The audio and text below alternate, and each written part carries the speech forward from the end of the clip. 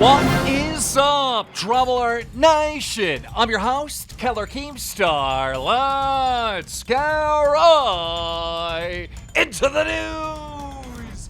Jeffree star Kanye West. This whole story is a big fat lie. In fact, the girl that started this rumor, you know, the Dr. Phil girl that we interviewed, she got exposed by her friend, so she tried to beat her friend to the finish line and exposed herself. Oh, we got all of it. We also have a big update on the Carson situation. Hype House is getting sued big time for some serious stuff. Got an update on Zoe Laverne, you know, the TikToker that was making out with a 13-year-old who, thinks she's pregnant. Got all of it for you. But first, guys, make sure you're subscribed to Drama Alert so you can keep up to date with all the news. Make sure you're subbed with those notifications on. Our first story, let's talk about KSI and Rice Gum. These two have been beefing back and forth. It all started when Rice Gum was on my podcast and he insulted KSI, saying that like he didn't really like his music. And then KSI started doing numbers and he's been clowning Rice Gum, and it all happened today when one of KSI's songs went platinum. He retweeted the tweet and tagged directly at Rice Gum. Rice Gum responded by saying, "Why you tweeting at me?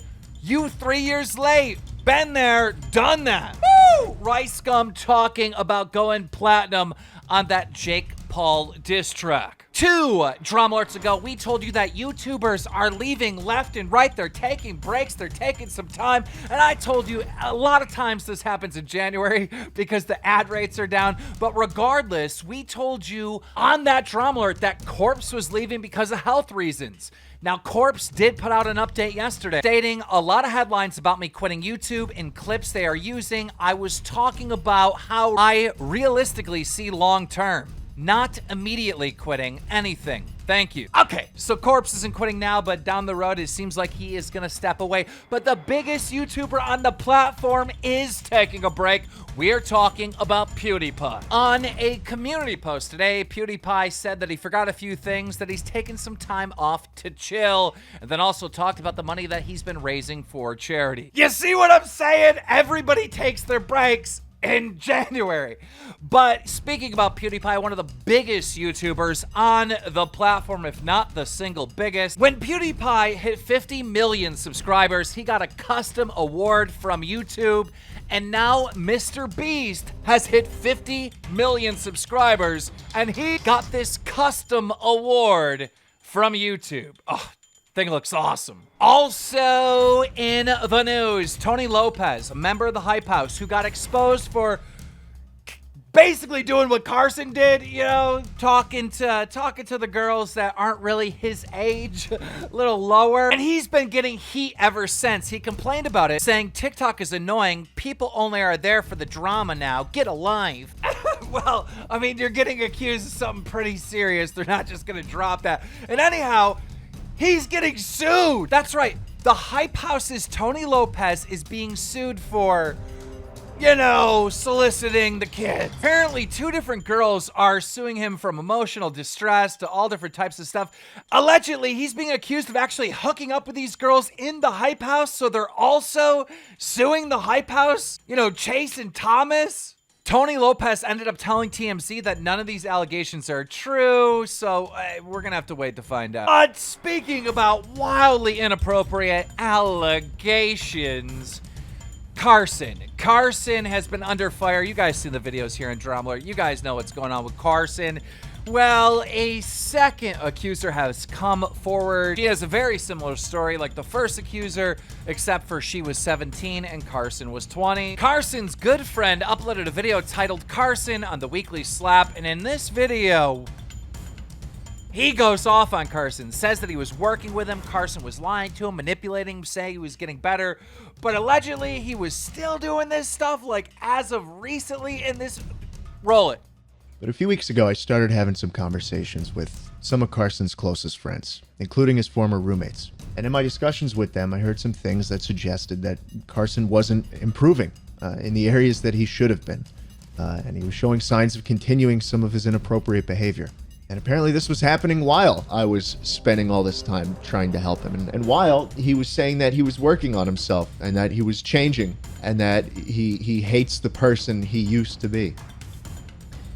These conversations were really the ones that got me second guessing how genuine Carson had been to me and to others throughout this whole thing. To me. Up until yesterday, I thought that all these encounters Carson had were very much, spur of the moment mistakes that he regretted instantly. And that was very much the story that everybody was told. And knowing what we do now, it's simply just not the case. This was something he pursued. Looking back now, almost every step of the way, Carson tried to downplay what had actually happened. I remember a time when he even referred to the last time it had happened as like Q4 2019 instead of giving us an actual date. And dude, I'm shocked. Yikes! I mean, so many of Carson's friends have come out speaking against him. Not with him, against him. In fact, one old friend, known as the Narrer, uploaded a video titled My Experience with CallMeCarson. This thing is 1 hour long. Some important timestamps at 14 minutes. He says that, Carson harassed him while he was having a manic episode. At 27 minutes, Carson stole a channel from him. At 33 minutes, Carson is trying to use his meme audience to ruin his life. And at 37 minutes, he shows some receipts. Unbelievable. That's how this thing works out, man. When you're under fire and there's drama against you, everybody comes out with a story. It always goes down this way. And speaking of stories, you remember the story that we told you about Zoe Laverne, the 19-year-old TikTok girl who was caught catching feelings and making out with a 13-year-old fan. Well, she came out saying that she might be pregnant. And now today, Zoe Laverne came out with a statement that she has received her monthly friend, so she is not pregnant. So thank God it is not multiplying. Can we clap? I think this deserves a round of applause. And now, ladies and gentlemen, it is time for our final story.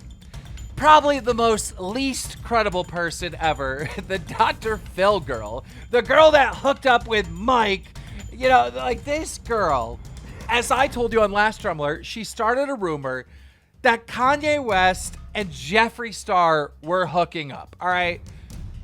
Almost nobody believed it, but I entertained it. I gave her an interview on here, and she had a wild, wild story. And then when I reached out to Jeffree Star, he was memeing with it, saying he's having a great time in Wyoming. But Jeffree Star did upload a video yesterday saying that he's never even hung out with Kanye West. And then E! Online came out with a story basically saying that a spokesperson for Kim and Kanye said that these rumors are not true. So there you have that, but there is much, much more. Because the Dr. Phil girl that started these rumors, all right, and by the way, I took down my my interview. I made it unlisted just because now that we know 1,000% this isn't true, I just don't think it's fair to Kanye or Jeffree or any of them. But anyhow, the Dr. Phil girl that started this whole rumor, she started getting exposed by her friend. So then she went and admitted that she made the whole thing up. Roll it. I thought was my friend. Thought they could expose me. Did they know I was obviously going to expose myself because what I did was just too legendary, Really not even getting sued. I made this entire scandal up. There is literally not one bit of truth to anything I have said. I just tricked the entire world into talking about me again because I was on a lot of Adderall and bored.